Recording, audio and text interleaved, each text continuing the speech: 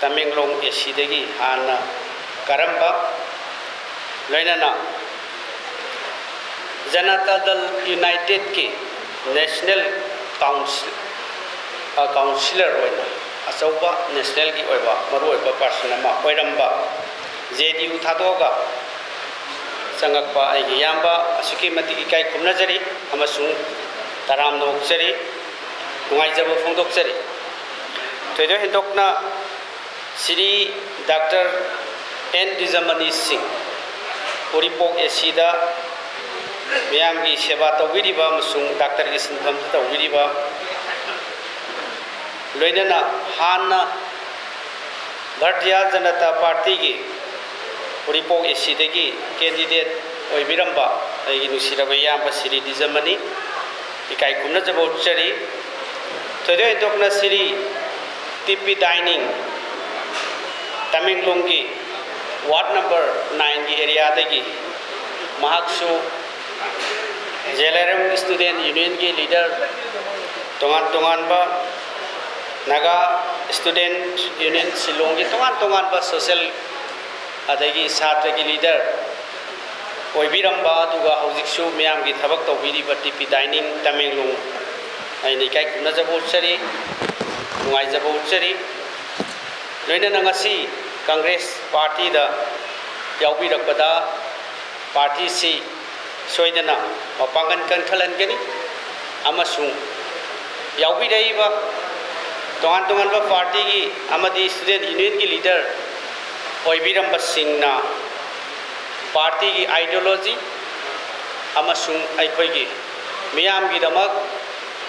thabak tawjaba digumba Indian National Congress Party Masigi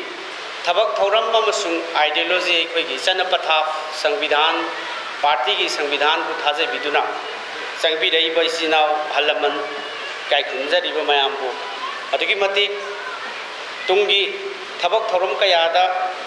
aikoigi ideology amasung miyamgi damakta hanba leitana kathokpa ishagi kanaba ishagi oijaba kaya thadoktuna Bharat ki ningkha tamnabo honarakpadagi horaga ngasiba uta aikoi Bharat ta leiriba aikoi mayam se amatani state da asida leiriba mayam singse aikoi amatani haiba wakhalon the ideas of Congress Party masi aikoi kaihandana tekta kaidana masi aikoi mayam si sagat minaraga lamda masigi parja miyam gi damak Tungda lakadaba thabak thoram kayada aikoi si thabak tawminegani haiduna achauba thajaba kathokpaga loinana changbiraiba ayamba singinau amadi aigi usiraba leaders mayam singu adugi mati Congress Party na nuaijaba phongdokchari thagachaba phongdokchari loinana ngasidi Manipur se aikoi punamungna khangi Leibak asi da zathariba maruida Manipur da ngasi laiga asina thawai yaudra hakchangi pangkhak oiraba government asina ngasi hiram kaya da ikoisi lengba otpa yadre parja sing asi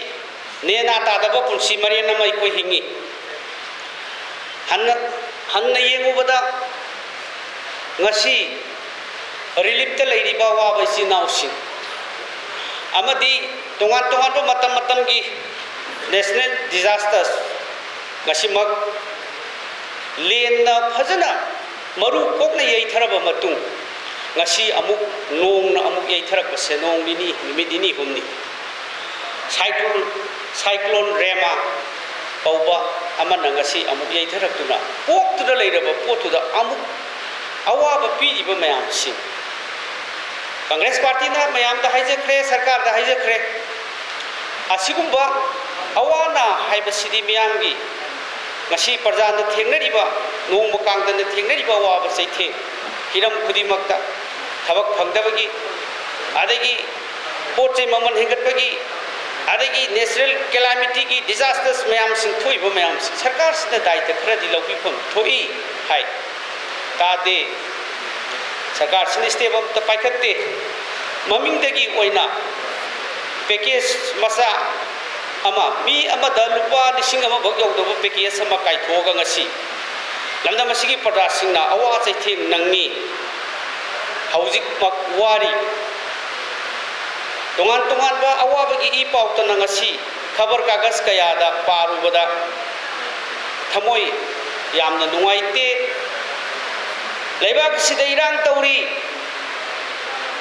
sahi ama henkhre punamak se home minister da attest tawba operating commander am khakna manipur se chalaidna dum leili base koi uri base punamak na khangi ngasi shanti gi wari porangna buhona de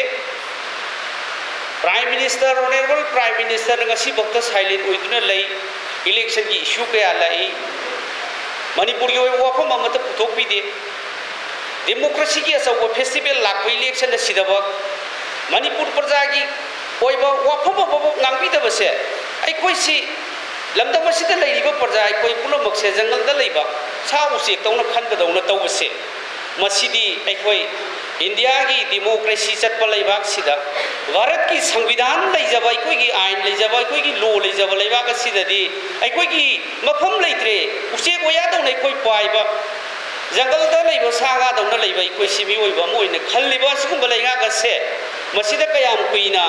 लमदम सिगी नहा सिंगना लमदम सिगी इमा सिंगना लमदम सिगी प्रजा सिंगना कयाम कुइने लेखिगनी हाइबसे मसी अखोई मुन्न खंदपम थोए अमसुं अनौब मणिपुर अमगिदमक्ता कृषि की असौब festival लाक्प election Sidaba Manipur प्रजा की ओइबा वाफम बबो ngangbidabase अखोई सि लमदम सिदा लेरिबा प्रजा अखोई पुनमक से जंगल दा लेबा सा उसेक तौना खनबदौना तौबसे मसिदी अखोई इंडिया की डेमोक्रेसी चटप लेबाक सिदा भारत की संविधान लेजब अखोई की आइन लेजब अखोई की लॉ लेजब लेबाक सिददी अखोई की मफम लेत्रे उसे गोया दौन अखोई पाइबा जंगल दा लेबा सागा दौन लेबा अखोई सिमी ओइबा मोइने खल्लिबा सिगुम लेगाक से मसिदा कयाम कुइना लमदम सिगी नहा सिंगना लमदम सिगी इमा सिंगना लमदम सिगी प्रजा सिंगना कयाम कुइने लेखिगनी हाइबसे मसी अखोई मुन्न खंदपम थोए अमसुं अनौब मणिपुर अमगिदमक्ता अखोई सि कलेक्टिव डिसीजन अमा लौबदु तंगाई फदबदु लाए हाइबसिमदि हाइबदा हाइबन थोय सरकार असि तानब ना पांद्रब प्रजा खुदिमकी voice the voice of the people मसी लौसन बिद्रब ताबिद्रब तुमदब हौदोकप तुमब हौदोकपद ताद्रब तुमदब मी हौदोकप